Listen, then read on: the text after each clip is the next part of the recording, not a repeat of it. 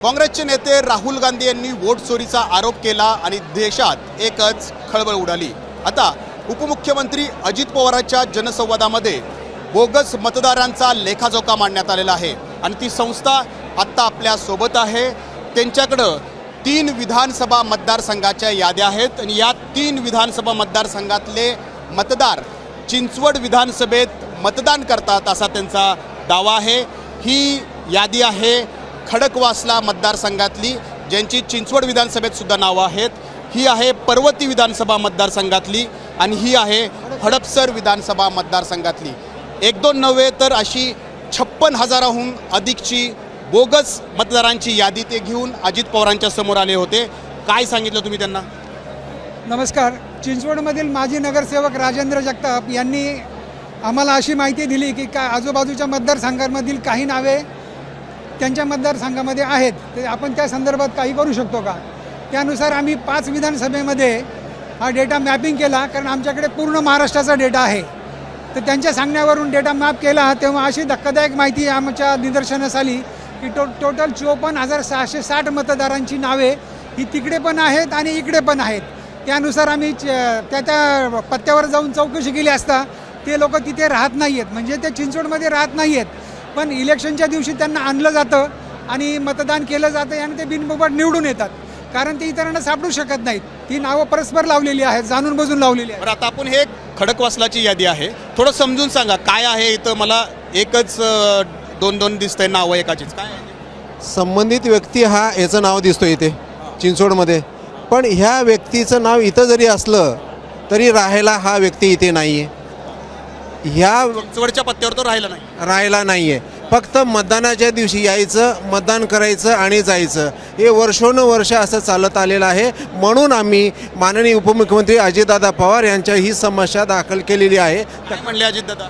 अजितदादांनी संबंधित अधिकाऱ्याला त्यांच्यावरती लक्ष घालून आणि संबंधित यादी अपडेट करून द्यायला त्यांनी सांगितलेलं आहे आमच्याकडे, आणि वैयक्तिक त्यांनी द्यायला सांगितलेलं आहे। कुणी केलं असेल असं वाटतं तुम्हाला? नाही, असं आम्ही कसं काय आरोप करणार कोणावरती? पण झालेलं तर आहे, दिसतंय, सगळ्यासमोर आहे आणि यादीसहित आहे, नावासहित आहे। संबंधित व्यक्तीच्या पत्त्यावरती आम्ही पाठवलं, चौकशी केली, संबंधित व्यक्ती तिथं राहत नाही। राहुल गांधींनी जे वोट चोरीचा आरोप केला होता आणि हा आरोप, काय यात तफावत आहे की एकसारखंच आहे? हे बघा, तुमच्या माध्यमातून सांगू इच्छितो की सरळ दिसतंय सगळ्या लोकांना की काय प्रकार आहे हा असं जर प्रकार असेल तर त्यांचं काय चूक आहे? जर असं प्रकार होत असेल तर त्यांची काय चूक आहे? म्हणून तर चालले ना, बॅलेट पेपरवरती निवडणूक घ्या, जे असेल ते मान्य आहे जनतेला, असं आहे। ते वोट चोरीचा होता आणि आज तुमचा दुबार मतदारांचा दिसतो। वोट चोरीचा आणि याचा काही तसा अर्थार्थी संबंध नाही आहे, पण ही एक प्रकारची वोट चोरीच आहे, जाणून बुजून केलेली वोट चोरीच आहे ही।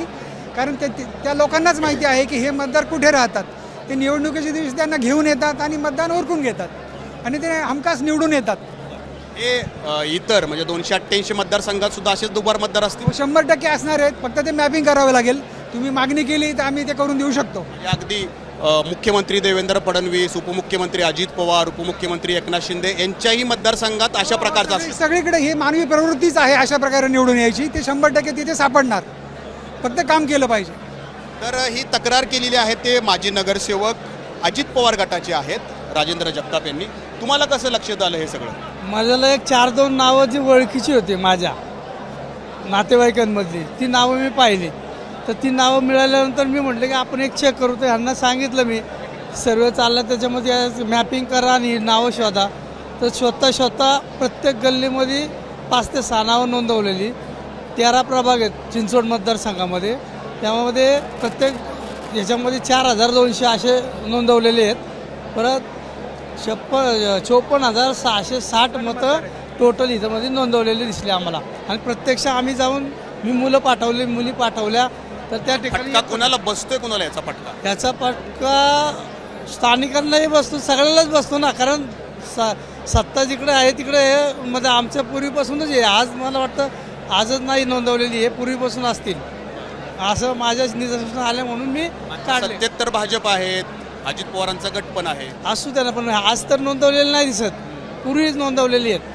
अनेक मला वाटतं अनेक निवडणुका झालेल्या दिसतात त्याच्यामध्ये, आता निदर्शनास आले म्हणून मी काढलेले आहे।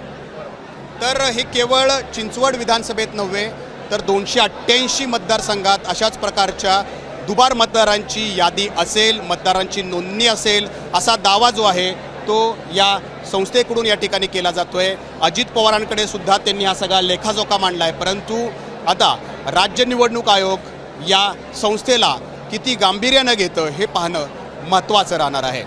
कॅमेरामन अमोल गवाळेसह नाजीमुल्ला, ABP माझा, पिंपरी चिंचवड. ABP माझा, उघडा डोळे बघा नीट.